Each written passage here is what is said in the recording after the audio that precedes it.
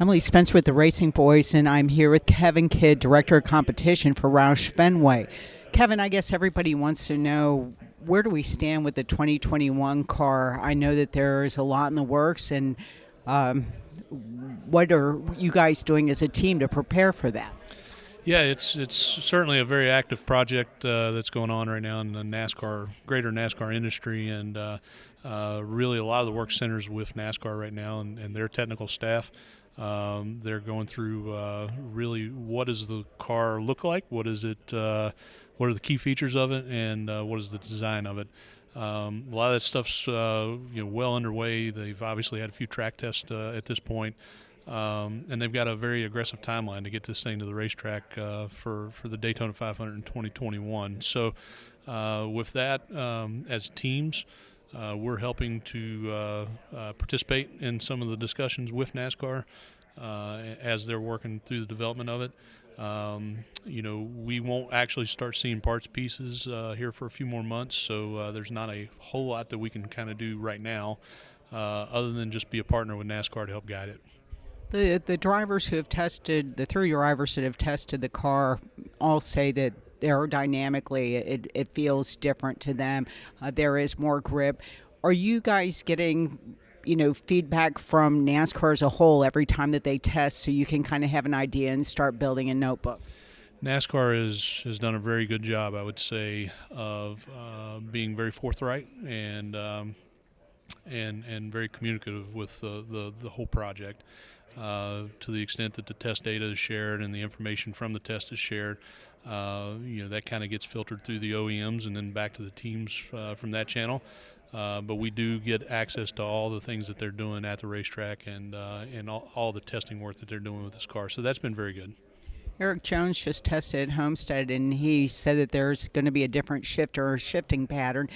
How does that change what you guys will do as far as what you have today as a traditional transmission and how you move forward in that realm?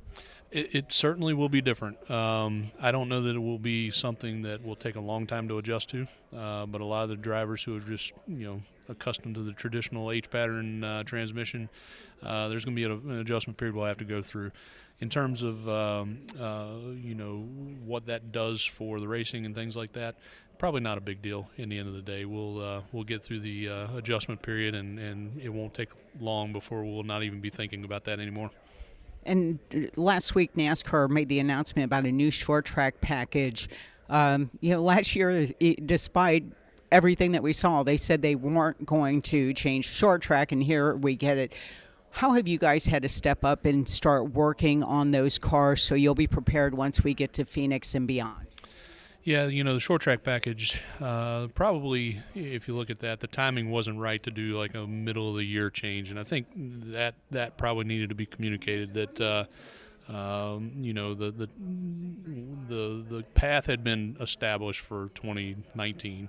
But we got to a natural breaking point as we started into 2020 where it was the right time to look at the whole thing and understand what is best for competition for 2020 and beyond.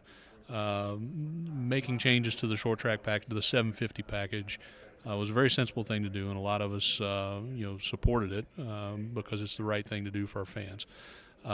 For us, it's a little bit of a change for sure, but it's not uncharted territory. I mean, we've been in a package similar to this only a couple years ago.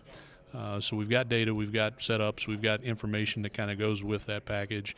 And for us, we're just basically taking fundamentals of it, and we're fine-tuning it at this point and really getting ourselves prepared for the season. But it's not a monumental cut-up of anything.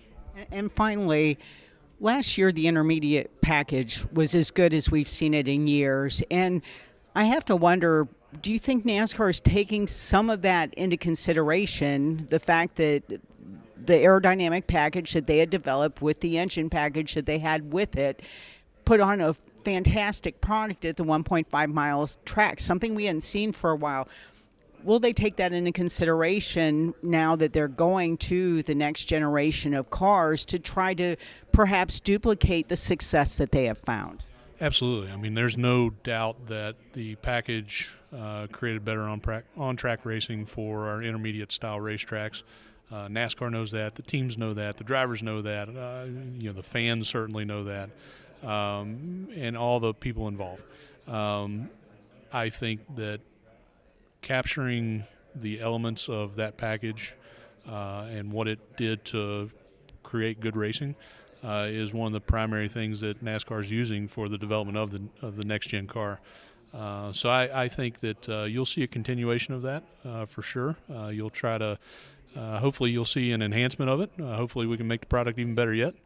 But certainly the goal is to keep cars close to each other on the racetrack, racing hard, passing within the field, passing for the lead, and a lot of excitement on the track. Appreciate your time, Kevin. No problem.